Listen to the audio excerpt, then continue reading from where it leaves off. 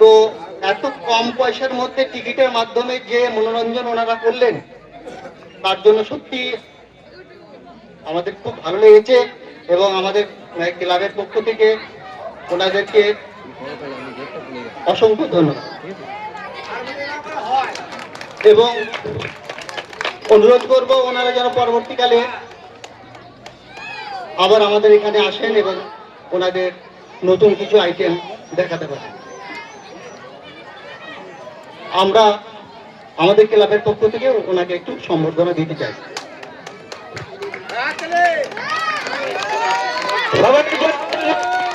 জাদুঘর সম্রাটকে একটি ট্রফি তুলে দিচ্ছেন আমাদের এলাকার গ্রাম পঞ্চায়েতের সদস্য মাননীয় হরশী সরকার মহাশয়। সরকার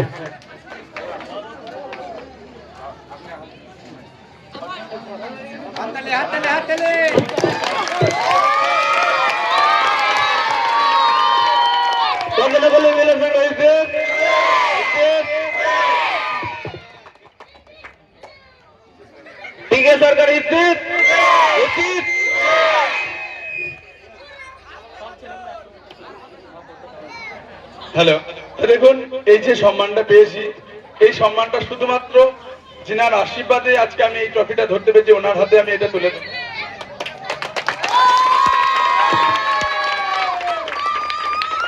কারণ উনি না থাকলে হয়তো আজকে আমি এই যে মঞ্চটা আজকে আপনাদের যে মনোরঞ্জন করছি শুধুমাত্র ওনার আশীর্বাদে।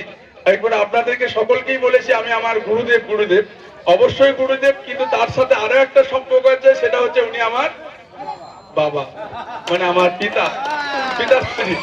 ঠিক আছে, তাই ওনার কাছ থেকে আমার ম্যাজিকের একটা হাতে করি উনি আমার ম্যাজিকটা করতেন। সেই ম্যাজিকটা দেখে আমার ভালো লাগা, তারপর থেকে উনি আমার ফার্স্ট গুরুদেব। তারপরে বিভিন্ন জায়গা থেকে বিভিন্ন ম্যাজিশিয়ানের কাছে উনি নিয়ে যান, বড় বড় ম্যাজিশিয়ানের কাছে, সেই ম্যাজিশিয়ানদের কাছে কিছু কিছু শিক্ষা লাভ করে একটা জায়গা তৈরি করেছে এবং আপনাদেরকে আনন্দ দেওয়ার চেষ্টা করি। ধন্যবাদ। তাই সকলে ভালো থাকবেন। যদি কোনো রকম কোনো ভুল ভ্রান্তি হয়ে থাকে আপনাদের কাছে ক্ষমা প্রার্থী, যদি কোনো কিছু ভুল হয়ে থাকে। এখানকার কমিটি দাদা ভাইদের যে ভালোবাসা দিয়েছে সত্যি করি, মানে অনেক জায়গায় প্রোগ্রাম করেছি চলে গেছি কোনো অসুবিধা নেই, কিন্তু এখানকার প্রোগ্রাম করে মানে সত্যি করে আমার যেদিন বাড়ি চলে যাবো সেদিন সত্যি করে আমার খুব মন খারাপ করবে।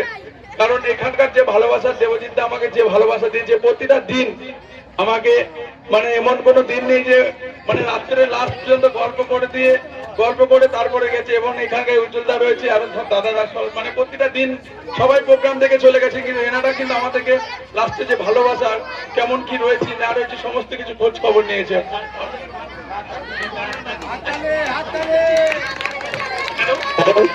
আমার একটা অনুরোধ আছে, হচ্ছে উনি আজকে চলে যেতে চাইছেন প্রোগ্রাম করে, কিন্তু আমরা অনুরোধ করছি আগামী দিনের জন্য প্রোগ্রামটা করে, এইটুকু অনুরোধ থাকে।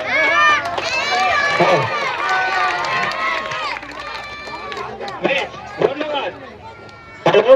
যখন আপনারা অনুরোধ করেছেন কালকে খেলা ঘোষণাটা শুনে নেন।